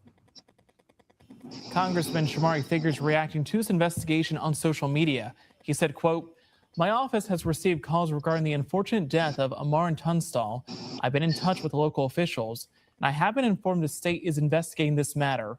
We expect full transparency regarding the circumstances that led to his death, end quote.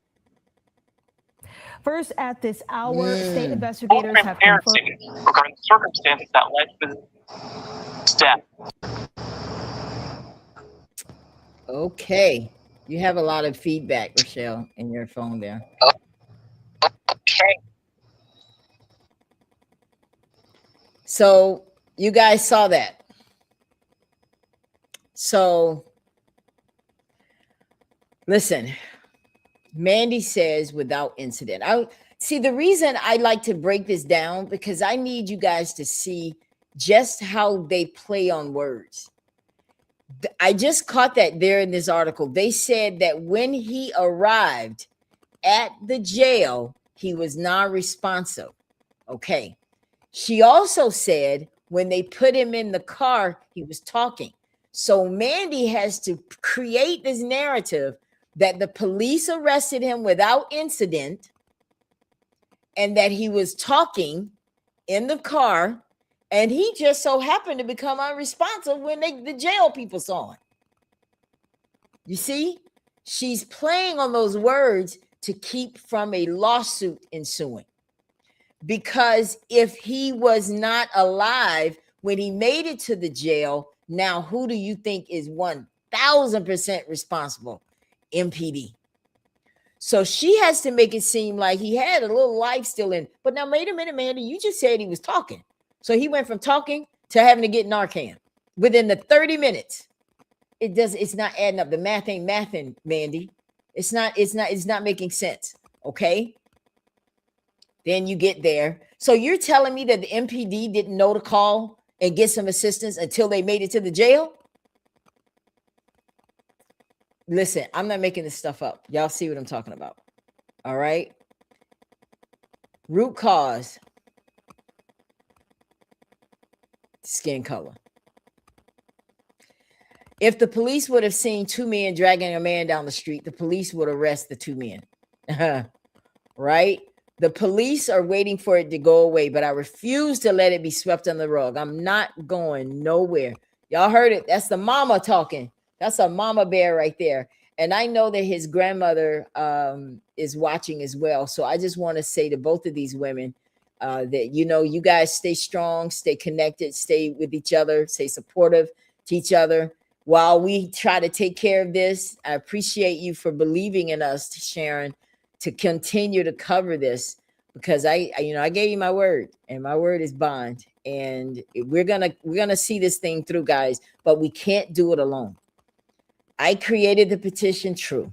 I'm gonna make sure everybody and their grandmama has it, but I need you guys to look into your conscience.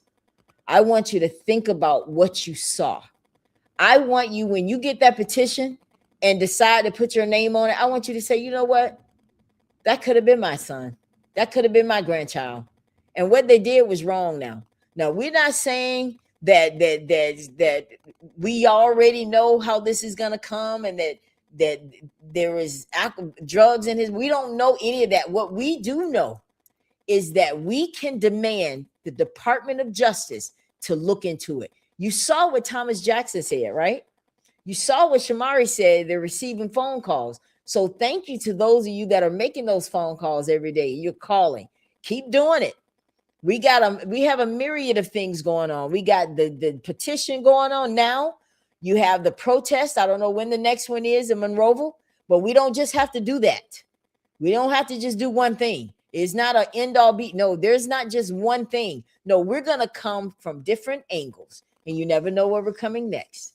So what we're asking the city of Monroeville, the mayor, because Thelma McDaniels, you are the representative in Monroeville for Marengo Street, right?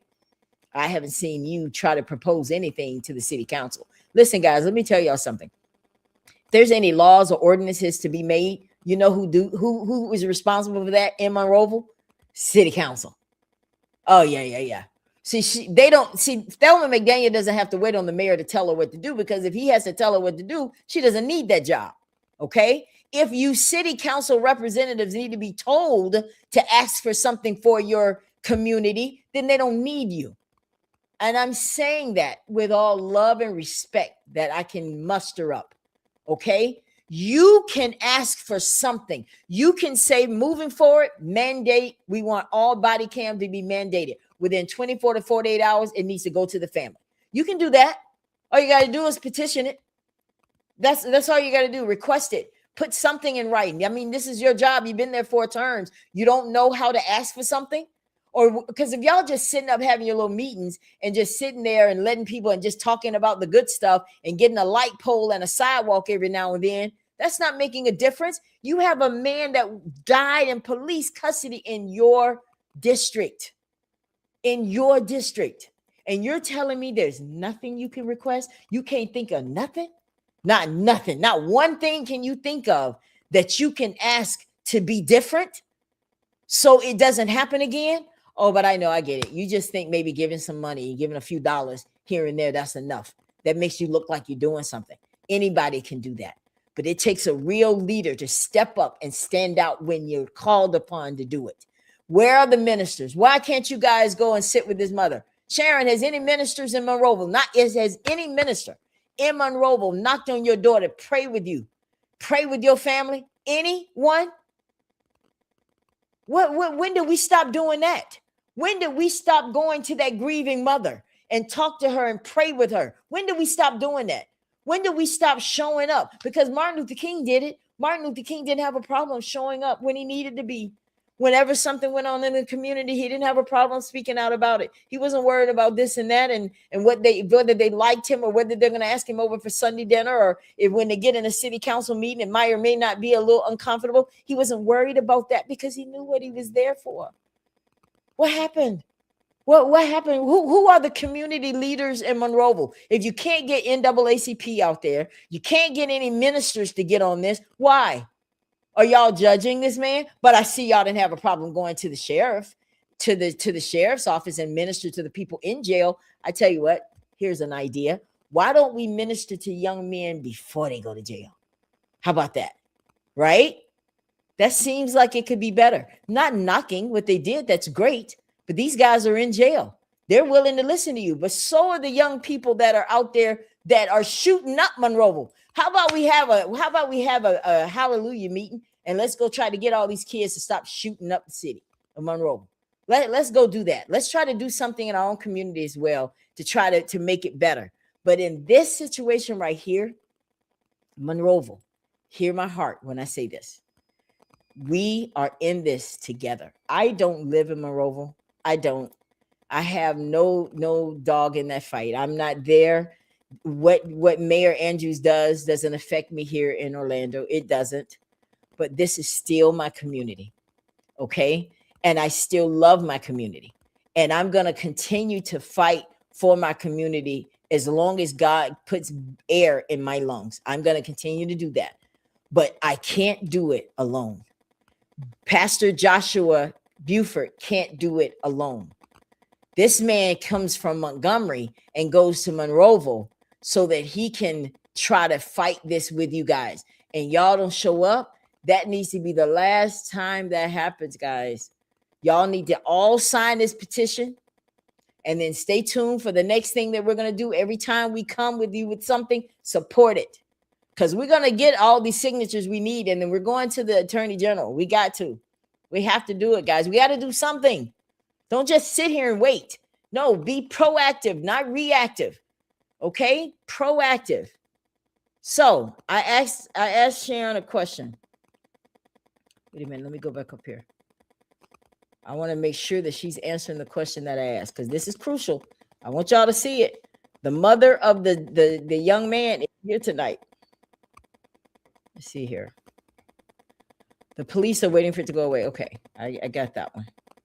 Oof, wait a minute, guys. I want to make sure I get these comments because let me go down. I missed some. Okay.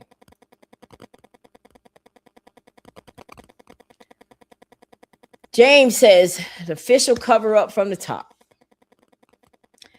Put their numbers up so we can call all day, every day. Okay, Pamela. I don't have that shot here right now, but I will definitely just go to my page. Everything you need to know about who to call is there. I have posted so many different posts, and I know that I can go to my page. I can take you there in a minute. Hold on just a second. So Sharon says no. So Sharon, are you answering the question that I asked? Has any minister in Monroeville come pray with you and say anything to you? So the answer to that is no. See, I mean, but then you'll fill the church up on Sundays. You will ask for people to pass the plate. You'll even tell them to pass it again if you know you have a major rent for the church. You say that God loves everyone. You say that, come to Jesus. All thee are heavy laden and your heart is heavy. Come to Jesus.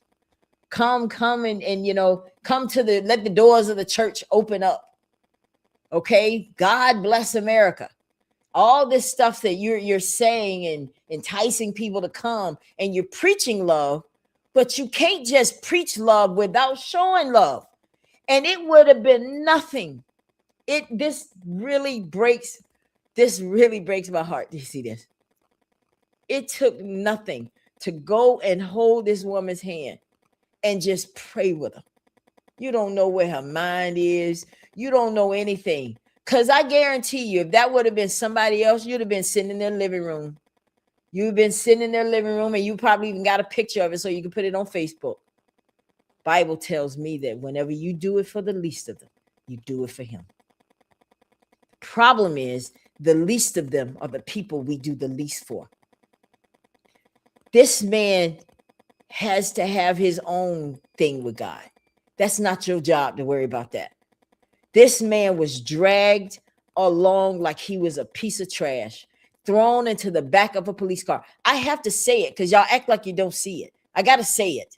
Something in your heart, you pray to God, should have moved you to go and do something for this family.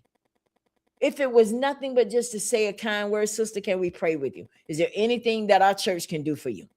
And I'm talking to all of them. She said no. I said, has anyone? No. You mean to tell me all these churches that we have in Monroeville from pillar to post and not one?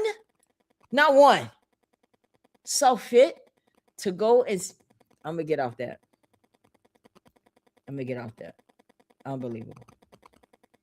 What's the number so I can call every day, several times a day? Victoria, go to my page, please. Let me see if I can share, because I see that you guys are asking for that. So let me do this. Maybe I need to go to my page and show it, so you guys can see. Let's just take a look on Ella Johnson's page, see what kind of stuff we got there. Okay, let's go here.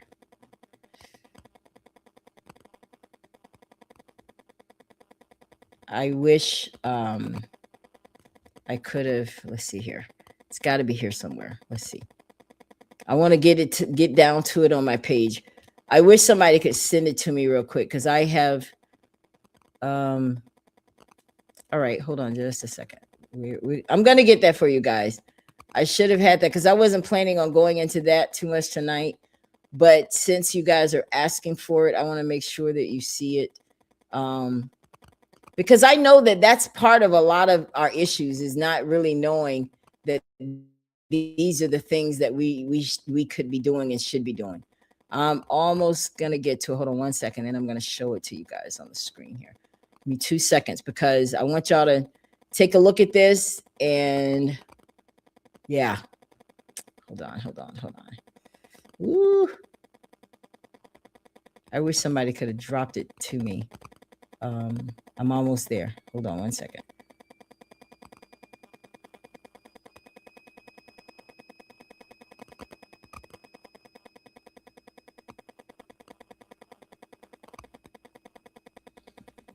Y'all throw your questions out there.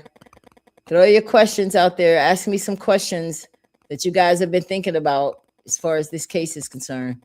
All right, we're almost here. All right. You know what? No. Because Leanne also did one, but she listed the ones that show the people in Monroeville.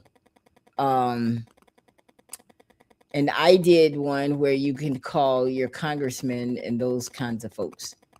Okay, you know what? Wait a minute. I think we had something like this in the show last week. Let me see if I still have it here. I really want to get you guys. So thank y'all for being patient with me because I really want to show this before we get out of here. Let's see here.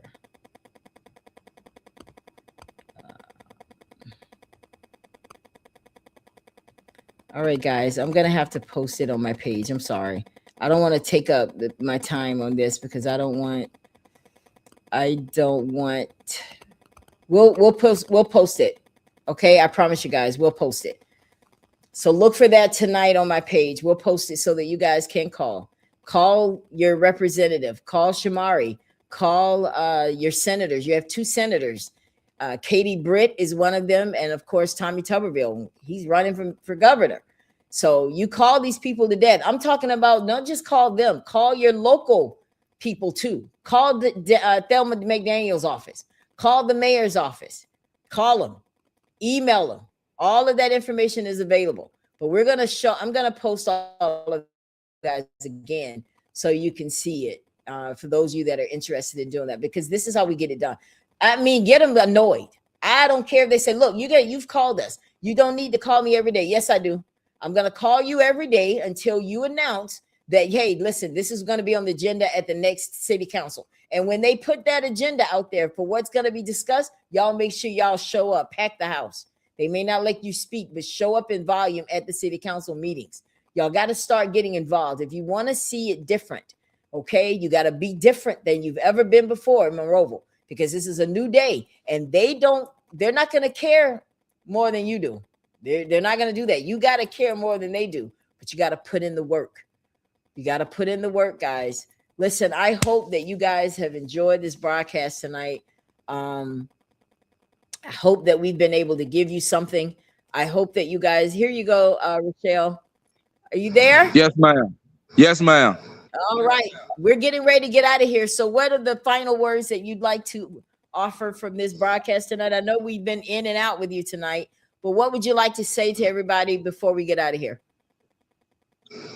I would just like the citizens in Monroe County, Alabama, to come together in unity and support us with this movement to try to get justice for T. And don't have no fear. It ain't nothing to fear. Just have faith. You know, we trying to get justice against injustice for a man that was killed. I would just like the citizens in Monroeville, Alabama, to come together in unity. Thank you. That's amazing. Thank you so much. I'm glad you and were put able to our be here with difference me to the tonight. side. You're welcome. That's right. That's right. Put our I differences thank to you the side. for having me. Anytime, brother. Anytime. That's now, right. Sharon says that Thelma McDaniel sent a girl to my house with $100 check, still in the living room. Yes. You know what? This is what we'd like you to do, Thelma McDaniel, just in case you don't know what to do and what we expect of you. You were put in that position because of the people that fall into District 2, which was Marengo Street. These people saw what happened to T. There were some that were out there that saw it. There were people from their homes inside watching that saw it, and they're hurt. And they don't know, a lot of them probably don't know that you're supposed to do something and that you don't have to wait for SBI. See, if they don't know, they know now. You know why? Because I'm telling them, right? So they're going to hold you to the fire because knowledge is power. So you can create something, some kind of ordinance that you can take before the city council. This is what I want to implement, or I want to talk about what happened down there on Marengo. I'm going to have to mute you because your phone is, I'm going to have to mute you. Because your phone is, I'm going to have to. All right. All right. Sorry about that, but I got to mute you. All right. Sorry about that, but I got to mute you. So here's the thing. Thelma McDaniel. Let me get my thought back together. Thelma McDaniel, you are the person who represents this district. And they need you to do something.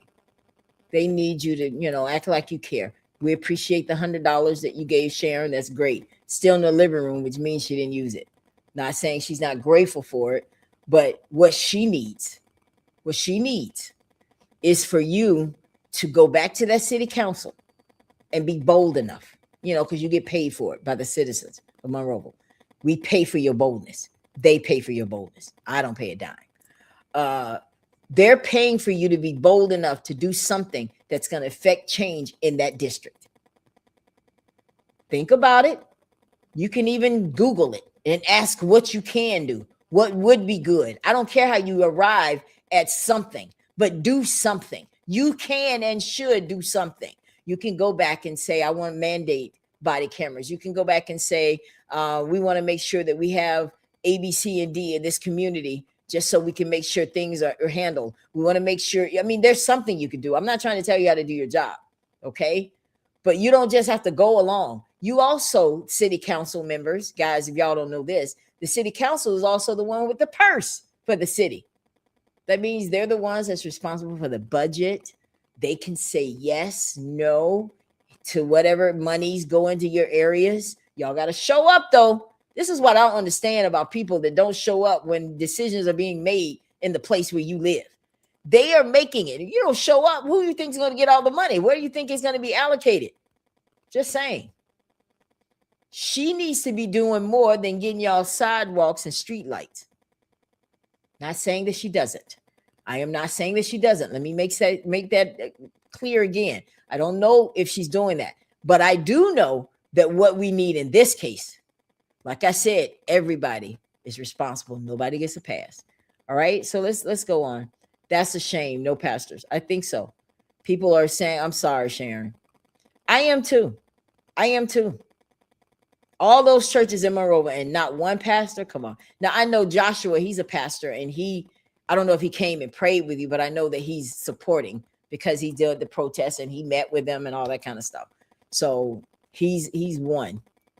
Lord, wrap Ammarin's mother in your peace when grief feels too heavy to carry. Strengthen her heart when the silence grows loud and the questions have no answers. Let her feel your presence beside her. Amen. We seal this show with the amen. And we all agree, touch and agree here, guys, for this mother who is hurting. When you go to bed tonight, think about Sharon. I want y'all to think about her. I want y'all to pray about it, because you don't know. You don't know what she goes through 2 or 3 o'clock in the morning. You know, when the calls stopped when he first died, I'm sure everybody was calling. But those calls have probably stopped, slowed down a little bit. So she's hurting. She got to see her baby, you know, her and his grandmother, because they both had a hand in raising him. And it's important for us to put ourselves in her shoes. That's where the empathy comes from. That's where that decision to do something to help her comes from, when you put yourself in her shoes, right? So I just, you know, as long as it's not their child, I guess it's okay. This is why we're in this fight, Sharon. I want to look at some more of y'all's comments, and we're going to get out of here. In every tear, every memory, every painful moment, surround her with love, support, and people who will carry her through this season. In the middle of unimaginable pain, give her comfort, courage, and the strength to keep going one day at a time. That's good. You can't preach love without showing love. That's right. That's real talk. That's why I serve God from the presence of my home. Yeah. Thank you, guys. I appreciate it. I refuse to step in anybody's church. Too much SHIT goes on in the church. People ain't who they pretend to be. Thanks, Pam. Wow. See, this is what's sad, guys, is that. But here's what, yes, Joshua did several times. So thank you for that. Here's what I think is so important, guys. I really, because I don't want to go deep into the church, because it's not all of these church organizations that aren't loving. And I'm sure if you were probably in a different place, you would have gotten a lot more love, Sharon. But it's something about the Deep South and this mindset that we have. And that's why I said, Pam, that's why I stand by that it wasn't just racism that what's going on. When you don't see people supporting, I think it's because of classism. People have judged him. People think they know him. That's why I wanted to show a different side when I showed the video last week, to show that, yes, this man he was a father. He has 2 children. In fact, last week we dedicated the show to his children, Justice and Courtney. And it's important for us to just set all that stuff aside. Don't let the media put you in that space where you just looking at his past. No, this man was dragged by the police. Okay. He had a child support warrant, allegedly, because that's the closest as I've come to know what the warrant is about, based on his mom saying that someone came last week, or came at some point with a warrant, and she refused to get it, but it was about child support. Do you honestly think this?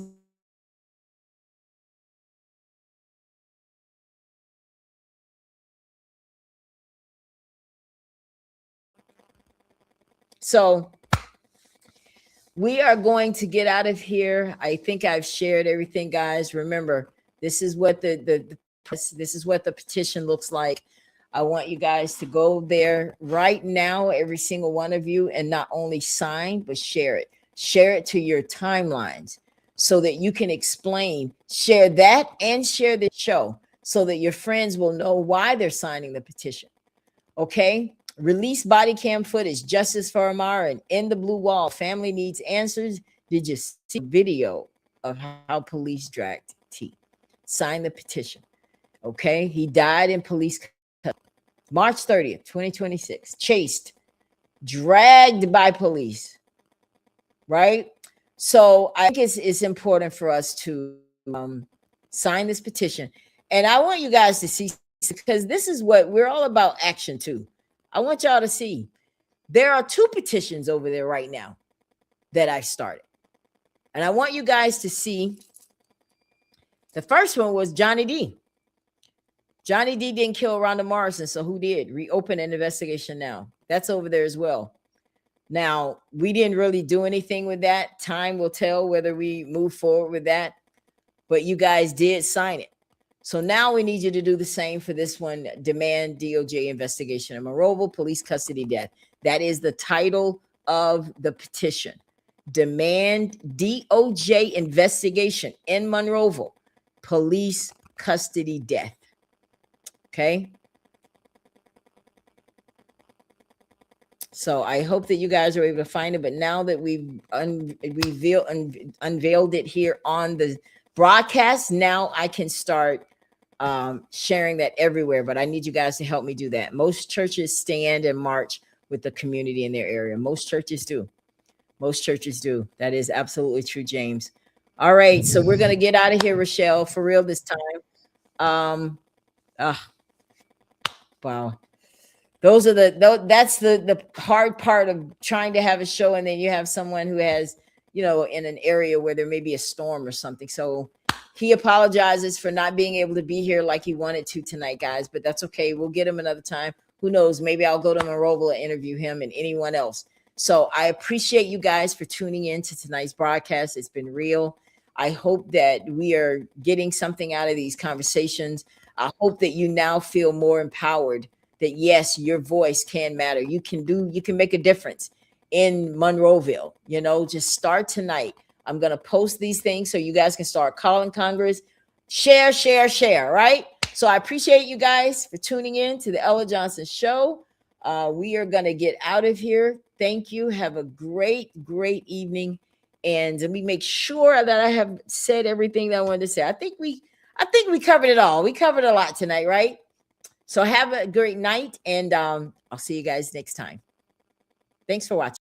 Thank you so much for tuning in to the Ella Johnson Show. We'll see you next time. We are supporters of the Ella Johnson Show. We live in South Korea. We have been watching Ella Johnson Show for like a year now, and we love her show. Her show is very inspirational, motivational, and educational.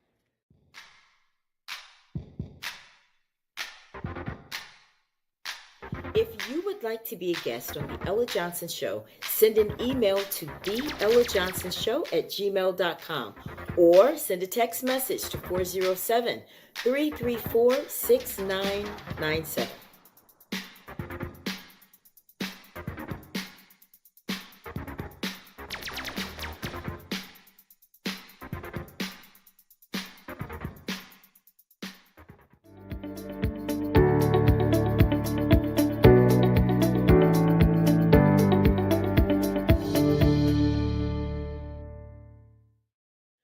We love Ella Johnson Show.